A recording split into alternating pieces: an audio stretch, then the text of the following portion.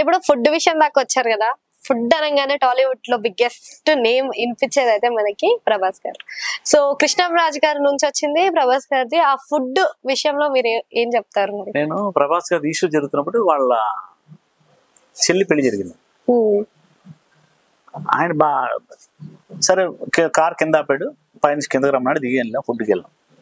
వెళ్తే ఆకు సైజు పెద్దగా ఉంది, అంటే మామూలుగా ఇంత ఆకే ఉంటుంది కదా, ఇంత ఉంది ఏకంగా. పచ్చటాకులు నీట్గా అక్కడ ఊరిని తెప్పించడం తెలియదు, మరి ఫుల్ పెట్టారు, అయిపోయింది. ఇంత ఆకులో ఎంత తింటారు అన్నట్టుగా అనుకుంటున్నాం, ఇంత పెద్ద గారె తీసుకొచ్చేసారండి.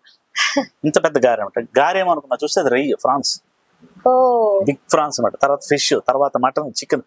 అంటే ఒక కళ్ళు మూసుకుని పనుల కైమే ఉంటే బాగున్నట్టు అది ఉంది అక్కడ ఆకులు. లేదు నాకు గులాబ్ జామ్ కావాలి ఉంది అక్కడ. రసగుల్లా అయితే బెటర్, అదే ఉంది. అంటే నిజంగా నీ తినాలంటే మనిషి చచ్చిపోతాడు, తిండి పెట్టి చంపేస్తారు అనమాట.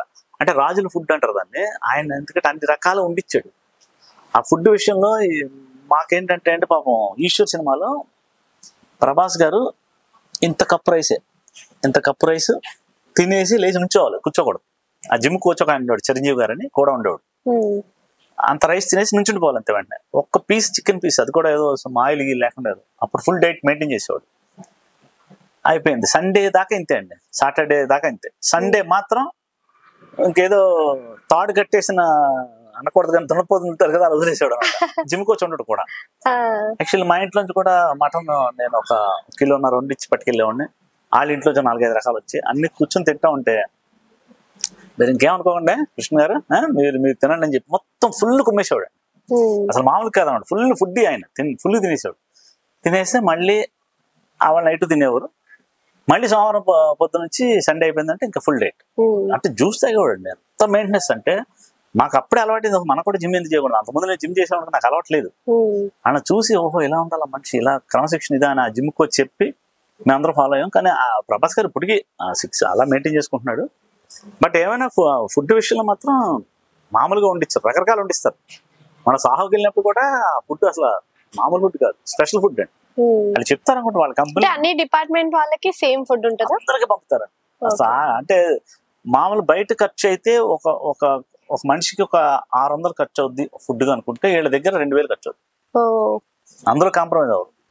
మీరు జీతాల విషయంలో కూడా పర్ఫెక్ట్ గా ఉంటారు, ఏమైనా కావస్తే బ్యాన్ పడితే ఆడతారు. కానీ ఫుడ్ విషయంలో మాత్రం అసలు వాళ్ళ కంపెనీ అంటే ముందు భలే ఫుడ్ ఉంటుందా అని వెళ్ళిపోతాం అన్నమాట. అలా ఉంటుంది. ఇంతకు ముందు ఏ హీరో వచ్చినా కానీ మనకి ఓన్లీ నార్మల్ ఇక్కడ వరకే, అంటే ఈ లాంగ్వేజెస్ వరకే ఉండేది. ఇప్పుడు పాన్ ఇండియన్ లెవెల్లో మన సినిమాలు అయితే చూపిస్తున్నారు కదా సార్.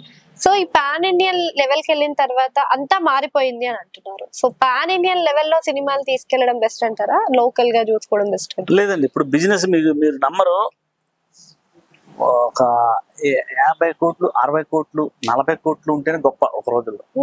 ఇప్పుడు దాటిపోయింది. అసలు హీరోకి ఇచ్చే రెమ్యునేషన్ 100 కోట్లు. అది ఎందుకంటే పాన్ ఇండియా సినిమాల వల్లే, బికాస్ ఆఫ్ బాహుబలి. రాజమౌళి గారిని మనం గొప్పగా చెప్పుకోవాలన్నమాట. మనకు వర్మ గారిని ఏంటి, రామ్ గోపాల్ వర్మ గారిని ఏంటి, మన రాజమౌళి గారిని ఏంటి, వీళ్ళందరినీ ఏంటంటే మనం నాగ్ అశ్విన్ వీళ్ళని ఒక రేంజ్, మన ఇండస్ట్రీని ఒక రేంజ్కి తీసుకెళ్లారు. ఇప్పుడు చాలా మందికి పని దొరుకుతుంది, సినిమా ఫీల్డ్ పచ్చగా ఉందంటే బిజినెస్ పాయింట్ ఉంది. బిజినెస్ పాయింట్ ఎంత పాయింట్ ఉందంటే వాడు అడిగినంత రెమ్యునేషన్ ఇచ్చి హ్యాపీగా తీసేంత సంతోషంగా ఉంది మన ఇండస్ట్రీ. బాగుందండి. ఇప్పుడు ఇంతకుముందు మీకు తెలియదండి, మేము మెడ్రాస్ నుంచి ఇక్కడ షిఫ్ట్ అయ్యాం. తమిళ సినిమాలో తెలుగు అక్కడే ఉండేది, అక్కడి నుంచి ఇక్కడ షిఫ్ట్ అయ్యాం. ఇప్పుడు ఏదో కొంతమంది అంటున్నారు ఇక్కడి నుంచి వైజాగ్ వెళ్తుంది అంటే ఆల్రెడీ ఉంది, అక్కడ స్టార్ట్ అయింది. ఇప్పుడు హీరో పవన్ కళ్యాణ్ గారి వల్ల అక్కడ మొన్న హరిహర వల్ల అక్కడ జరిగింది, వైజాగ్లో జరిగింది, విజయవాడ జరిగింది. అలాగే వెళ్ళొచ్చు, మారచ్చండి. మేము అప్పుడు అనుకున్నాం మెడ్రాస్ ఏం వెళ్ళదు, చిరంజీవి గారు ఇల్లు ఇక్కడే ఉంది, మొత్తం హీరోలు అంతా ఇక్కడే అనుకున్నాం. మరి స్లోగా హైదరాబాద్ వచ్చింది, ఇక్కడ నుంచి విజయవాడ వెళ్ళొచ్చు, లేదా ఇక్కడ ఇంకా డెవలప్ అవ్వచ్చు, ఏమైనా జరగచ్చు. Maybe happens. బట్ డెవలప్ అయిందండి సినిమా ఫీల్డ్, చాలా చాలా డెవలప్ అయింది.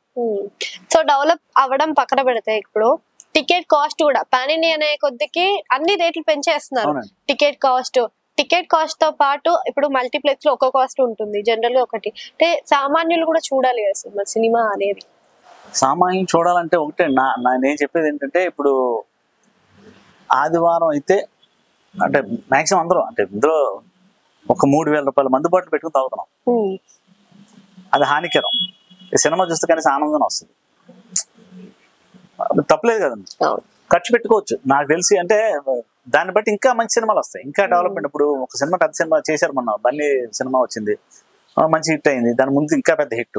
దానివల్ల ఏంటంటే ఇంకో 4 సినిమాలు అలాంటివి బయటకు వస్తాయి. ఇండస్ట్రీ బాగుండాలంటే సినిమా అప్పుడు వాడు ఖర్చు పెడుతున్నారు కదండి, హీరోకి రెమ్యునరేషన్ పెరుగుతుంది, టెక్నికల్ గా రెమ్యునరేషన్ పెరుగుతుంది, అలాగే కెమెరామెన్ కి, డైరెక్టర్ కి, ఆర్ట్ డైరెక్టర్ కి అందరికీ పెరుగుతున్నాయి.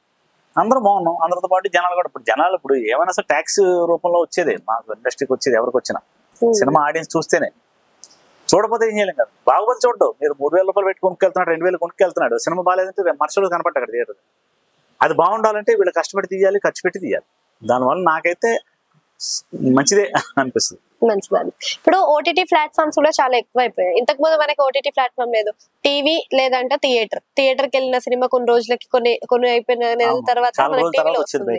కానీ ఇప్పుడు సినిమా థియేటర్ లో వచ్చిన 1 వీక్ కి అంటే మాక్సిమం 15 days లో మనకి ఓటీటీ ప్లాట్ఫామ్ వస్తుంది. ఈ ఓటీటీ ప్లాట్ఫామ్ వల్ల మన సినిమాకి ఏమన్నా ఎఫెక్ట్ అయ్యే ఛాన్స్ ఉంది? లేదండి, చాలా ప్లస్ అయింది. ఎందుకు ప్లస్ అయిందంటే కనీసం ఇప్పుడు అంటే ఒక చిన్న సినిమాల గురించి చెప్తున్నాను, పెద్ద సినిమాలకి డౌటే లేదు. ఒక చిన్న సినిమా అంటే మాక్సిమం ఇప్పుడు మొన్న నరుడి బ్రతుకు నటన అని మా అబ్బాయి యాక్ట్ చేశాడు, మీకు ఐడియా ఉండే ఉంటుంది, పీపుల్స్ మీడియా వాళ్ళు తీసుకున్నారు. అది మంచి సినిమా, అది మన ఓటీటీ ప్లాట్ఫామ్ లో మంచి రేట్ ఇచ్చి కొనుక్కున్నారు. అంటే వాళ్ళు ఒక రేంజ్ లో, ఈ రేంజ్ లో ఖర్చు పెడితే ఇంత లాభం వస్తుంది, వాడు ఇంకో సినిమా చేస్తాడు. ఒక సినిమా చేస్తే ఒక 100 ఫ్యామిలీలు బతుకుతాయి. ఒక 100 మంది పని చేస్తాం, 100 మంది ఇంటూ 100 మంది ఇంట్లో ఫ్యామిలీస్ బతుకుతారు. దీనివల్ల నష్టం అయితే ఏం లేదు, ఓటీటీ రావడం వల్ల మంచిదే. అంటే చూడండి, మీకు ఇంట్లో కూర్చొని చూస్తున్నారు అందరూ.